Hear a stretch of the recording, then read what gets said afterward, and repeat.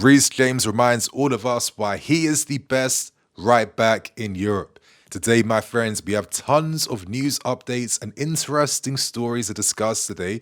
So I hope you guys enjoy. Get involved in the conversation. Leave your thoughts and opinions and a little like as well. It's all good vibes here. And obviously, don't forget to catch my reaction analysis on our new signing in Dario Asugo. Hope you guys enjoy. And let's get straight into today's reports. Builder report that Jadon Sancho is looking to complete the three-peat at Borussia Dortmund, as they confirm and report that Jadon Sancho has informed his management of his decision to return back to Borussia Dortmund this summer.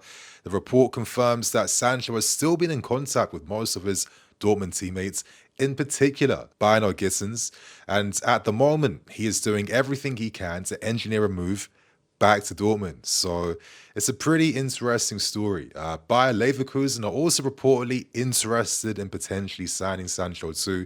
He's been well respected in Germany. I feel like at Dortmund, they allow him to play with more freedom. And I think the reason why Sancho has struggled coming back to the Premier League is because teams do not allow him the license to roam, to come inside, to have that freedom, which is important because Sancho is about the close control, navigating the tight spaces. He's not a pace man that's going to burn someone out wide. He's never been that guy, but he constantly finds himself isolated out wide 2v1s. But regardless, I've got a pretty interesting angle I thought would be worth discussing with you guys. Is there a potential 40 chess move for us to maybe sign Sancho on a permanent, exercising that 20 mil fee, and then use him in a player trade deal with Dortmund for bynoe-gittens? As I'm saying, it's a 40 chess move. It could be a lot of nonsense, but knowing how desperate our board's been to engineer a transfer like this, I'm sure they want to get one of these moves just done right and completed. And at the moment, this could be the best hypothetical way that we could get Gittens for ridiculously reduced fees, and Sancho finds himself back at Dortmund. Let's see how this goes, because at the moment, Dortmund are languishing in 11th in the Bundesliga table. They hope that in the January window, the little investments they did would boost their hopes of securing CL football. It's looking like they won't be getting CL football at all. And at the moment, reports in Germany confirm that Dortmund now are looking to completely revamp their squad for next season. And a return to Jadon Sancho could be quite nice, especially if they could also hopefully keep a Chukwuemeka. Before the window opened in January, Dortmund were hoping to earn around 100 mil euros to sell bynoe-gittens. They won't get close to that fraction, not at all. And the big killer is they don't have CL football for next season, which dramatically reduces his fee. Outside of that, you would say that bynoe-gittens forms recently over the last 2.5 months, it has kind of dipped now. In Europe, Dortmund are performing, beating Sporting Lisbon and Lille, but domestically, they're kind of yo-yoing like throughout the last few months. And currently, it seems like if any club is interested in any Dortmund players, this summer is the perfect time to take advantage of Dortmund's failure. We've looked at players like Kobel, we've looked at players such as bynoe-gittens, and a few other talents too. So is there a potential player trade deal on the horizon now, which sees some of our players going Dortmund's way and us signing the players from there that we want? How do you guys feel about this? Let us know in the comments. And now let's discuss the feel-good story of this international break, and that is the worldwide recognition, appreciation, and just adoration that Reece James has been garnering. He scored a fantastic free kick against Latvia. It's the first time a defender scored a free kick, I think, since 1992. And he reminded all of us why he is the best right back in Europe. Thomas Tuchel was absolutely gassed with his performance. You've seen some of the reactions from Tuchel in that game, but post-match, a journalist asked Tuchel about Reece James playing in midfield, and Tuchel gave a pretty insightful answer, as he tends to give. As Tuchel says, listen, maybe in the final 15-20 minutes of a game, Reece James could play that hybrid role where he's able to tuck inside from the right, from the left, offer more support, because this guy knows how to move the ball. He knows how to problem solve, find solutions playing out, accelerate the pass, decelerate, all that good stuff.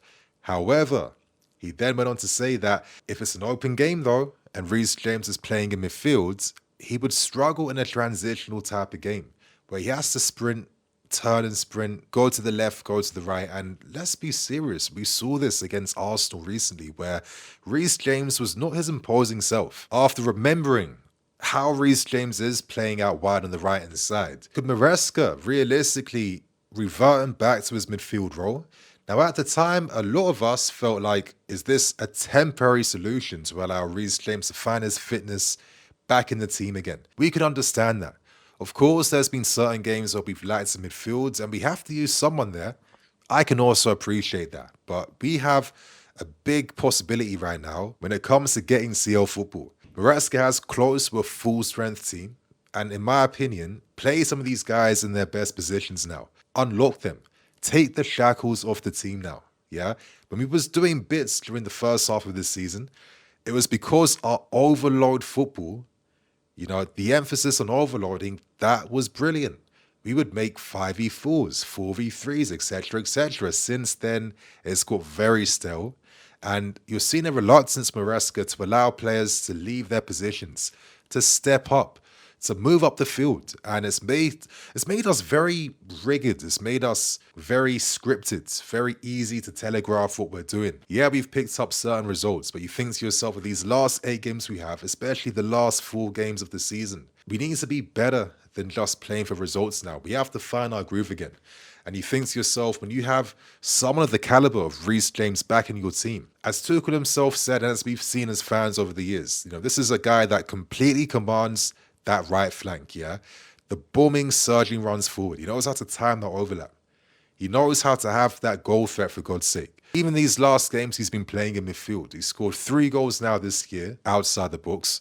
Not many fullbacks have that type of tech in their locker. Reece James has the whip deliveries, man. Reece James's movements, he's a tank. You can't stop him when he's in full flow. His ability to make those overloads as well. He can step into midfield. He can overlap, underlap. All these little details. Like, he's a great hybrid player that excels when you give him the license to attack and go forward. And this is what Tuchel did. And this is why Reece James played his most effective, best football under Tuchel in that win-back era. Hopefully now, Maresca is inspired by what he's seen from Reece James during international duty. And not just for Reece, but apply this to your Gustos, apply this to your Fofanas, apply this to certain players now to let them find their groove again. When we get back from international duty, Maresca has to stop this reluctance from allowing his players to step up the field. Reece James is the perfect hybrid guy to have down that right-hand side, inverting, overlapping, overloading. We need this type of quality now if we have any hopes of guaranteeing Champions League football. Maresca, free the boys, man. It's time to take the shackles off the team. Now we end things by discussing the latest transfer stories, starting with Team Talks report on a certain Jack Grealish, who is set to leave Man City this season. I mean, he started around 6 games in the league. He's more of a super sub, and his minutes don't justify the ridiculous amount of money he's on, earning around 300,000 a week. And he's 29 years old now, so Grealish has 2 years left on his deal. Contract expires 2027, and naturally, when you have 2 years left, this is the prime time now to engineer a sale. He has a lot of interest, naturally, AC Milan, other Prem clubs, your Newcastles, etc., showing interest. However, the report suggests that we have been mentioned as a possible destination for Grealish. Now, cynically, you think to yourself that this guy's way past the age quota at 29 years old. On the money he's on, he would have to accept ridiculous reduced fees if there was really any strong truth to this report. On one hand, could the club feel like, you know what, we need maybe one experienced figure down that side. But even then, are you using Jack Grealish on the wing anymore? Yes, at Man City, you could say he's been stifled a bit, but he's not someone that has the type of pace we need. And I wouldn't see much of a difference in terms of output you would get from a Jadon Sancho or a Jack Grealish. And you probably get a little bit extra from Sancho at this point in time. Now, if you guys want to hear my opinion on Jack Grealish, I think he has to be reinvented now. I actually think Grealish makes sense as an 8, as an offensive 8. There's different ways you can use your 8s, and I can just see Grealish being the connector between the midfield and the offense. If you're telling your wide eight to drift out wide, for example, Grealish is the perfect guy to have alongside a winger, doubling up. He's been very good at doing that with Man City over the years. He can receive under pressure, he can carry through the lines, wins free kicks for fun. I think if anyone is looking into signing Jack Grealish this summer, you're not signing him for the wings. You're signing this guy to become part of your midfield three. And if there was one club I think he would be perfect at, I would say that's Newcastle. I could see Grealish on the left, Bruno and Tonali forming a ridiculous midfield three that is super balanced, super technical, very strong, even stronger on the ball, and even stronger transitionally. Yeah, it's lazy analysis what I'm about to say, but I could see Grealish becoming more of like that Iniesta style guy in a midfield three. The only thing is though, would we be the club that could rejuvenate him in those areas? Listen, from like a technical, like paper, theoretical basis, yes, he probably would make sense. Just think about the times we've seen Enzo Fernandez force to drift wide time and time again. If Enzo had the type of footwork that Grealish had, you're probably adding like another 50 mils to Enzo's valuation. That's not his game. But outside of the theory, I don't personally feel like Grealish is the move to make. I'm kind of burnt now by how these Man City rejects haven't really done anything for our football club over the years. And the only way I see Grealish even coming to this football club is if we miss out on all our targets in the summer. It's the final 2 days of the transfer window, and he's available on loan for absolutely nothing. But even then, it wouldn't be an ideal situation. But that's my thoughts, you guys. Do you think Grealish is finished? Do you think there's more life to him? Let us know below. And for the final report, Spanish journalist Eduardo Belvos reveals that we are not prioritizing a move for Wonder Kid sensation Dean Howson. Instead, we are turning our focus to signing Marc Guehi in the summer, which could basically mean that Real Madrid have a free run at signing Howson. But it seems like Howson is very much enamored by the fact that he could be at Real Madrid next season. Today, his dad even retweeted a Spanish report linking his son with a move there. And it's been like really openly rumored now for a very long time that Howson is a Madrista and he wants to go back to Spain and take this opportunity. So realistically, we don't have enough clout to stop Real Madrid from signing a Howson. But as I said in yesterday's video, would this be the responsible move to make?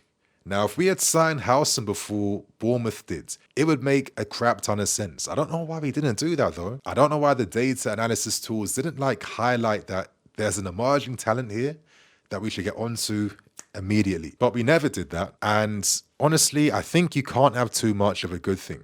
We've just signed Amadou from Strasbourg. We have Anselmino, who can play on the left and on the right, and he looks like our own house in the making. Hopefully get some minutes before the season ends, but I'm not expecting that to be the case. And we have Achimpong, who is seen as like one of the top premium talents in Europe for his age. I think it would be greedy, and I'm talking about the type of greed the Bible warns you against if you're adding Howson to this type of defense. For me, it's not the responsible decision. We need to add some oatmeal to our squad, you know? We need to add some fiber to this team. It can't just be big flavors and sweet flavors now. We need to have a bit of balance in this meal, right? And personally, Guehi makes the most sense. You'll see it this way. Probably, realistically, the Sassy, Sanchez, Jalaba, like the last three experienced guys we have in the squad are all set to leave this summer. So we probably have to add a little bit of that experience back into the squad for next season. And I think Guehi is the best move. We've done so much groundwork in terms of engineering a move for him for next summer. He wants to come back. He's a leader. He's an England international. He knows the club inside and out. It makes a lot of sense in terms of balance and everything to just make this move for a Marc Guehi, who's going to be affordable for way less than the initial bids he was making for him in the January window. I've been saying this, but for me, I think Guehi is that type of Carvalho-esque style defender that I think would be a welcome addition to this team that we don't necessarily have. He can equally play on the left side and the right side. This is a big future-proof move, and I'm all here for this, in my opinion. So My friends, are you annoyed that we're not making a move for Huijsen? Do you understand it? Or is there a different defender you prefer for us to make a move for? Let us know in the comments. And that's pretty much that for me today, my guys. I'll see you tomorrow with some more videos. Have a good night. Catch you then.